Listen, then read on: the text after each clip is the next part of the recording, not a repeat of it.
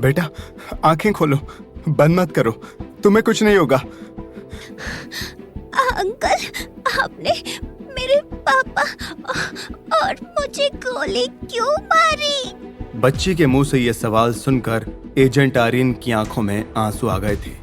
उसकी एक चूक की वजह से गोली उस बच्ची को लग गई थी। वो अपनी गोद में बच्ची को लेकर एक दीवार के पीछे छिपा हुआ था। वो जल्द से जल्द उसे हॉस्पिटल ले जाना चाहता था, लेकिन चारों तरफ गोलियां चल रही थी। अभी कुछ मत सोचो, मुझे देखो, ऐसे सांस लो, धीरे धीरे। वो बच्ची बिल्कुल वैसा ही कर रही थी जैसा आर्यन ने बताया। उसने बच्ची को जमीन पर लेटा दिया और अपने पीछे से गन निकालकर फायरिंग करने लगा। एजेंट आर्यन ने रियो के सबसे बड़े अंडरग्राउंड इंडियन गैंगस्टर को मारा था। वो बच्ची उसी गैंगस्टर की बेटी थी। जब एजेंट आर्यन ने उस पर अटैक किया था तब वो बच्ची उसके साथ कार में मौजूद थी, इसलिए उस बच्ची को भी गोली लग गई। आर्यन की नजर बच्ची पर पड़ी। उसकी आंखें बंद हो रही थी। प्लीज प्लीज अपनी आंखें खोलो।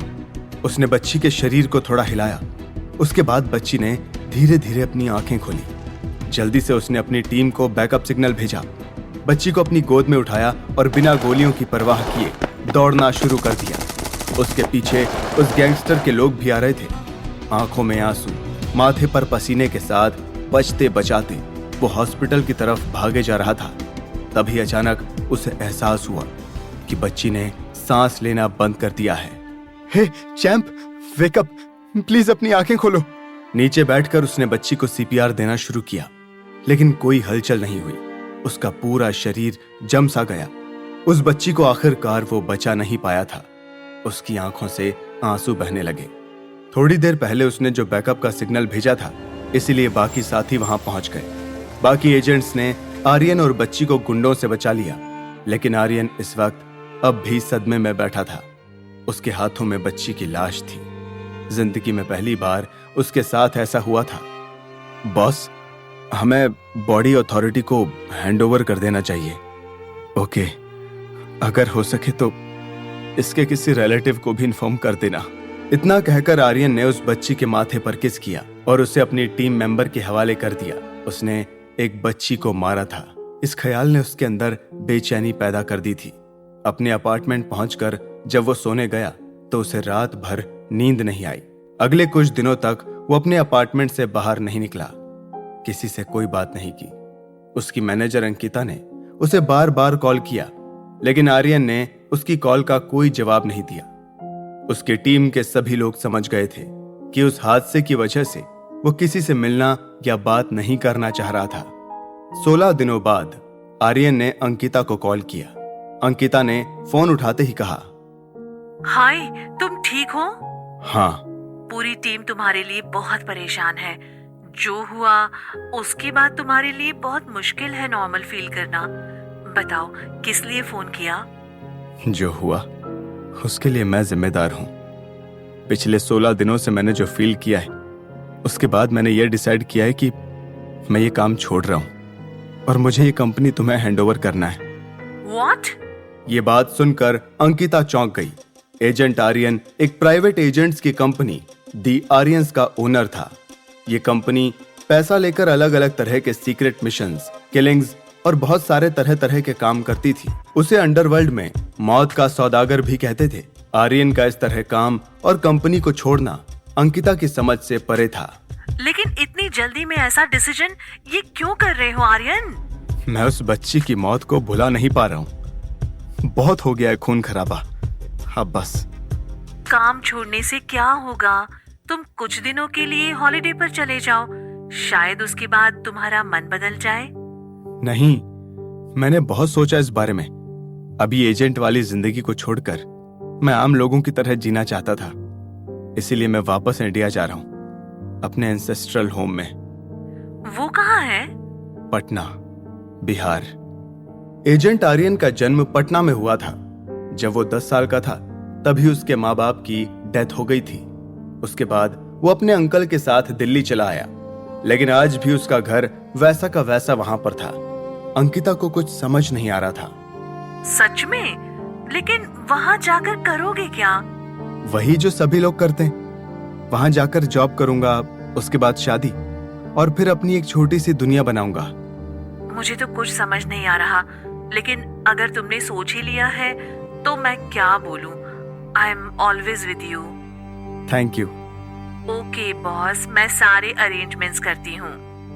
No agent Aryan, only Rajveer Singh. ठीक है। आर्यन का असली नाम राजवीर सिंह था। अंकिता को इंस्ट्रक्शंस देकर उसने फोन रख दिया। अगले कुछ दिनों में कंपनी अपने पैसों और प्रॉपर्टी की सारी जिम्मेदारी उसने अंकिता को सौंप दी। कंपनी के सभी लोग बहुत उदास थे। अंकिता ने राजवीर के लिए सारी अरेंजमेंट्स कर दी थी। राजवीर रियो से दिल्ली और दिल्ली से पटना आ गया था। उसका घर बहुत दिनों से बंद पड़ा था, जिसका रेनोवेशन अंकिता ने पहले ही शुरू करवा दिया था। इसीलिए कुछ दिनों के लिए राजवीर को होटल में ही रुकना था। इतने सालों बाद यहाँ आकर उसके बचपन की यादें ताजा हो गई थी। रात में राजवीर अपने होटल के कमरे में बैठा वाइन पी रहा था। बार बार उस बच्ची का चेहरा उसके दिमाग में आ रहा था। पटना आकर भी उसका मन पूरी तरह से शांत नहीं हुआ था। तभी उसे अंकिता का फोन आया। Hello, all good? यस। मैंने आपको एक लोकल मैरिज ब्यूरो का नंबर भेजा है। वो किस लिए? पहले मुझे एक जॉब सर्च करना है। आपको जॉब से ज्यादा किसी के साथ की जरूरत है। अंकिता राजवीर को पटना में ऐसे अकेले नहीं छोड़ना चाहती थी। जिस तरह की घटना से राजवीर गुजरा था, वो चाहती थी जल्द से जल्द राजवीर को किसी का साथ मिल जाए। मेरी मानो तो पहले शादी करो। तुम्हारे पास इतने पैसे हैं, जॉब करने की क्या जरूरत है? बिना नौकरी वाले लड़के से कोई शादी क्यों करेगी? और मैं वैसे भी किसी को अपने पास्ट के बारे में बताना नहीं चाहता। मत बताओ, जॉब की टेंशन तुम मुझ पर छोड़ दो। कल सबसे पहले इस मैरिज ब्यूरो के ऑफिस जाओ। मैंने तुम्हारे लिए अपॉइंटमेंट भी ले लिया है। अरे इतनी जल्दी क्या है? मैं तुम्हें कल शादी करने को नहीं बोल रही हूँ। जाओ, जाकर मिलो, फिर वो ऑप्शंस बताएंगे। उनमें से जो पसंद आए उससे बात करो, उसे डेट पर लेकर जाओ, और सब सही रहा तो फिर शादी। राजवीर अंकिता की बातों से हैरान हो गया था। उसे पटना आए एक दिन भी नहीं हुआ था। ठीक है, जैसा तुम कहो। ये हुई ना बात। इतना कहकर अंकिता ने फोन काट दिया। अगले दिन टाइम से वो मैरिज ब्यूरो के ऑफिस पहुंचा। अंदर जाते ही उसने देखा कि मैनेजर पान चबाते हुए बैठा था। उसने जैसे ही राजवीर को देखा, अपनी चेयर से उठ गया। प्रणाम, आप राजवीर जी हैं? मैडम ने बताया था कि आप आएंगे। जी। आप फॉरेन से आए हैं, इसीलिए हमने आपके लिए पहले से ही बेस्ट ऑप्शंस चुनकर रखा है। बस हम एक फोन कॉल करके आते हैं, फिर दिखाते हैं। इतना कहकर मैनेजर ऑफिस के बाहर चला गया। राजवीर बड़े गौर से पूरे ऑफिस को देख रहा था। तकरीबन 20 मिनट बाद मैनेजर वापस आया। उसके आते ही राजवीर ने पूछा, आप ऑप्शंस दिखाने की बात कर रहे थे? दिखाना क्या है, मिलवा ही देते हैं, इनको ले आओ। इतना बोलकर मैनेजर ने इशारा किया। 4 लोग अंदर आए। राजवीर पीछे मुड़ने ही वाला था कि उसके मुंह पर किसी ने कपड़ा डाल दिया और 2 लोगों ने उसका हाथ पकड़ लिया। इससे पहले कि राजवीर कुछ समझ पाता, चारों ने उसे बुरी तरह से जकड़ लिया था। उसके बाद उसे घसीटते हुए बाहर ले गए।